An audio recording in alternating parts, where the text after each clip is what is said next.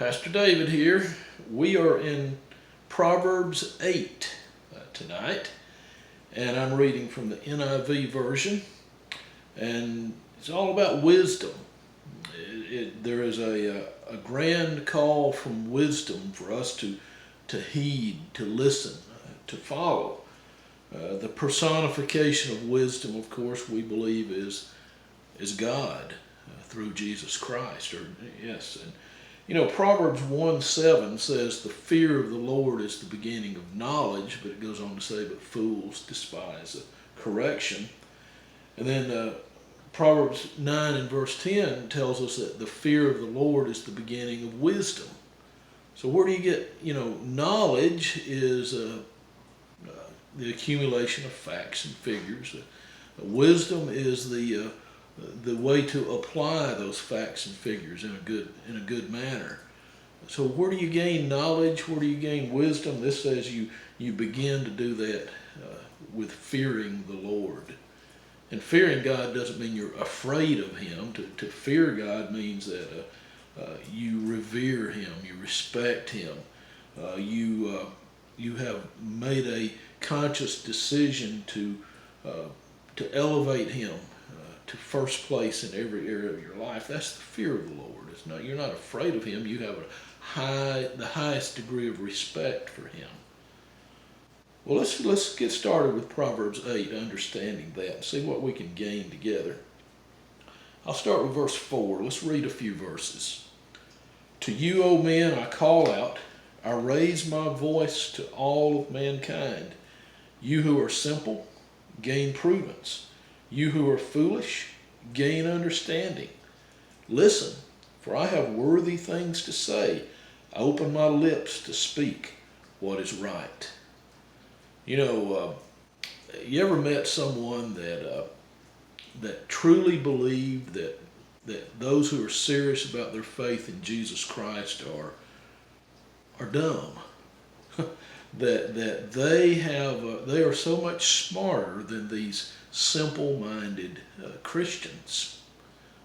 That's a person who has an elevated understanding of his own wisdom and a blind understanding of the wisdom of others. Not every Christian is necessarily smart. Not everybody who seeks to apply Christianity to life does so in a wise manner. There's a lot of Christians that do and say very unwise things, but at least they're at the right source. They understand that wisdom begins with the Lord, and God is saying, I've got something to say. You need to listen to me. You want to gain understanding? Then come to me. I want to enlighten you in these matters. He says there in verse 7, "My mouth speaks what is true, for my lips detest wickedness." Detest wickedness.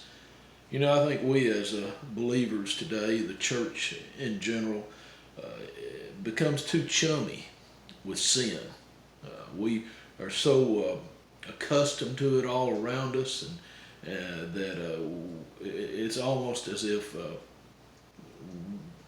we play around with it. We're too accepting of it. God says He wants you to detest wickedness, not detest wicked people. Of course, we are to love all people as God does, but we detest wicked things.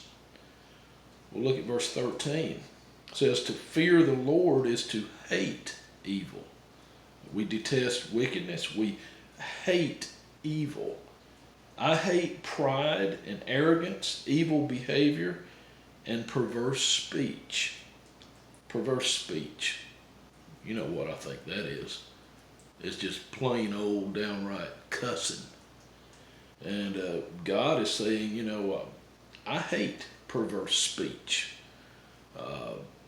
There's really no place for that in our walk of faith, in our intent to live in a way that shows the world we are different, that Christ is in us. There's really no place for that kind of foul language. God says, I hate perverse speech. And of course, God hears all things. He hears when you use that kind of language. I have church members, and not just the current church I pastor, every church I've ever been associated with. Some of them, they work around people who talk that way.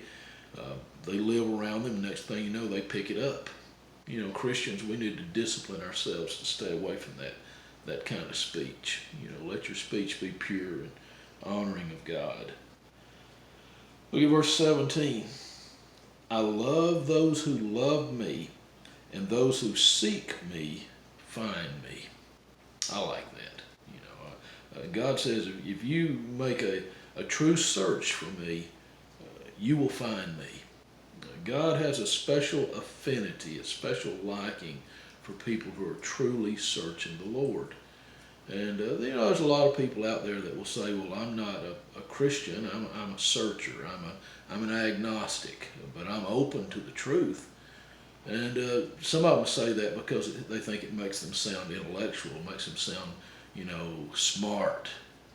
But some are true seekers, and God says, if you're a true seeker, you're searching for me with all you've got. He says, I'll help you to find me. All right, look at verse 22. The Lord brought me forth as the first of his works, before his deeds of old. What's the first thing that God created? Well, some people, like some of the cults, the Jehovah's Witnesses, would say the first thing God created was Jesus Christ, and that is blasphemy. Jesus has always been. There was never a time that Jesus was not. He is an integral part of the Trinity. He is never a time when Jesus was created. He is not a created being. But God says his first work would be wisdom. I find that interesting. I think that's a trivia question you could probably stump a lot of people on. Well, what's the first thing God created? And people would say, well, the universe or light. They'd go back in Genesis and search. Well, no, the first thing God created, according to verse 22 of chapter 8, wisdom. Interesting. All right, look at verse 33, and we'll read through 36. Listen to my instruction, be wise, do not ignore it. Blessed is the man who listens to me, watching daily at my doors, waiting at my doorway.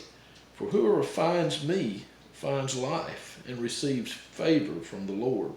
But whoever fails to find me harms himself. All who hate me love death. God says you're blessed if you listen to him and watch daily at his doors, waiting at his doorway. I think that's talking about spending time with the Lord every day. It says you're blessed if you do that. If you discipline yourself to find a time and a place to meet God, to sit down and actually spend time with him in prayer and the reading and study of his word and meditation. He says that's a blessed man who does that. It's a blessed woman. I encourage you to get into that discipline. Well, if you fail to find him, you harm yourself. You know why? Because we are created in the image of God, which means we live forever. Eternity is stamped within us. The question is, within what state will you live? Will you truly experience life, or will you exist? And those who fail to find God through Jesus Christ will harm themselves. And to hate him is to love death. I mean, we're talking about eternal death. So make that diligent search. Find God through Jesus Christ, and you will find eternity. All right, you have a blessed day, and we're going to do chapter 9 next time. I hope you'll be with us.